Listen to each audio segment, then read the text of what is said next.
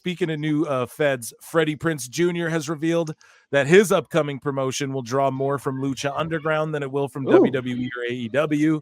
And he says, yeah, I love Freddie Prinze, man. Shout him out. The look of it will be much different than AEW and WWE.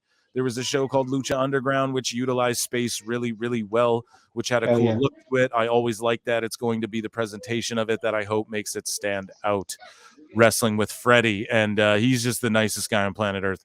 What do you are you guys excited for that? A more Lucha Underground style? Obviously it won't be cheesy, but it's going to be like a cinematic wrestling fed is what he's going to do.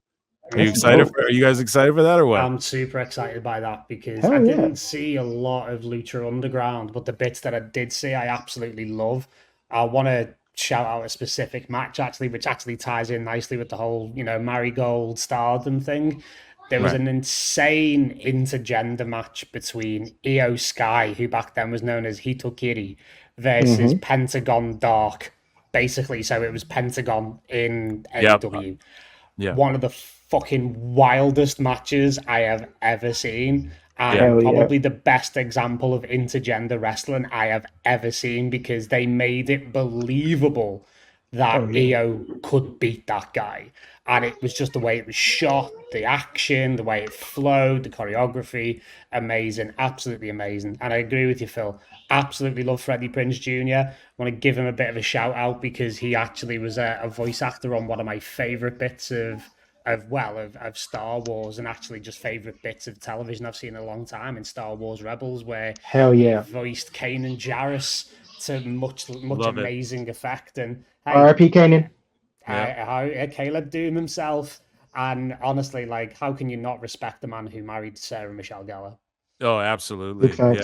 For all these years too, man. That's what about I watched like all of Lucha Underground. What about you, Marty? You were you into Lucha Underground, and are you pumped for this? Watched it religiously, man. I'm seeing a King Cuerno mark. Okay, King Cuerno was him. Prince Puma was dope.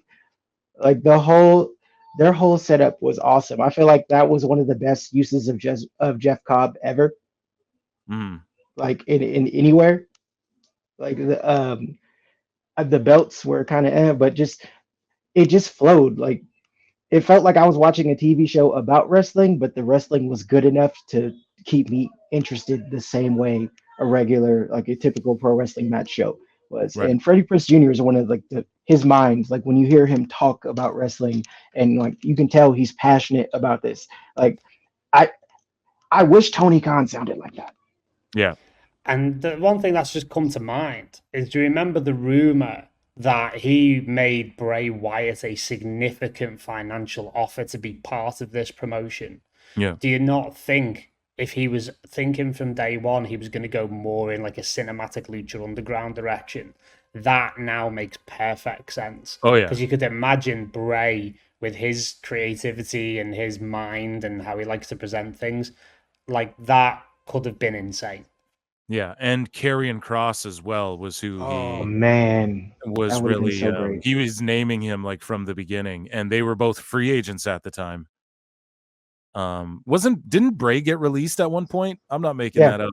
He got released and he came back. Yeah, that's when they did the whole White Rabbit thing, kind of similar to what they're doing with. Yeah, I was in the brother, arena for some of that shit, dude. It was spectacular. That build, man, when they would play that music and the lights would go red, and you'd pull out your phone and this like. Yeah, I don't know. They'd get crazy. Like, like you weren't allowed to record that. You could film anything else, but the White Rabbit shit, they're like, no, they're keeping it a secret. You go outside, there's flyers.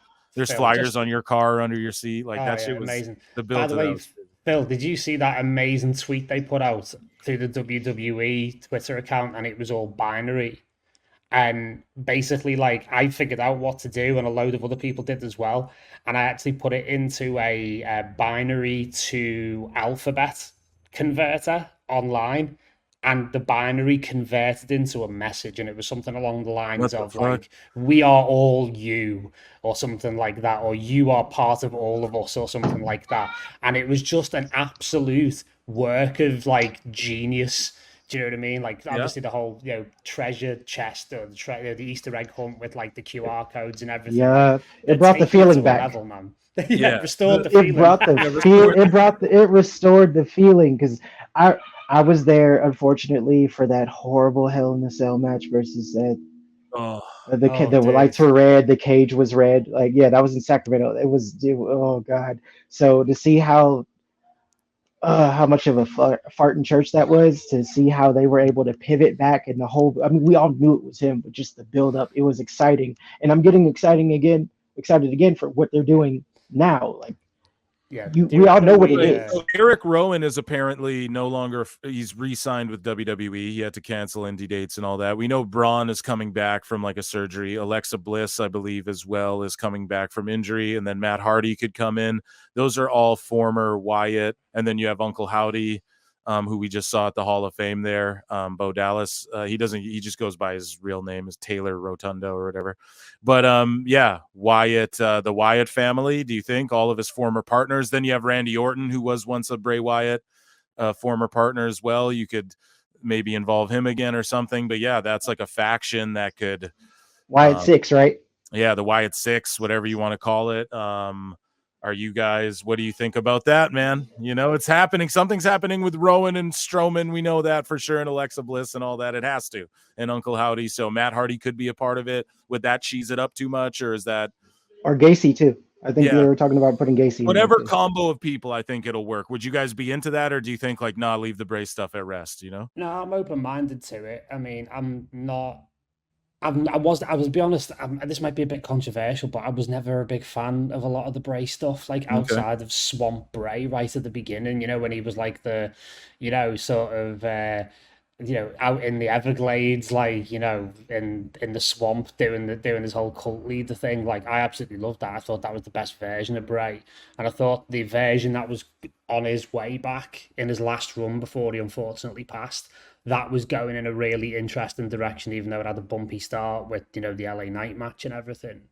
But the stuff with the Fiend and that I was never really into. I was just going to say to Marty, do you think we should actually try and rename, the way that, you know, you have like the Montreal Screwjob, or you have like matches have names? We should call that match that he was at with Seth the Sacrilege in Sacramento, because it was one of the worst matches I have ever seen.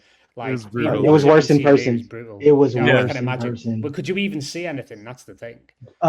You could see, like, when Seth took out the tool chest, you could see that.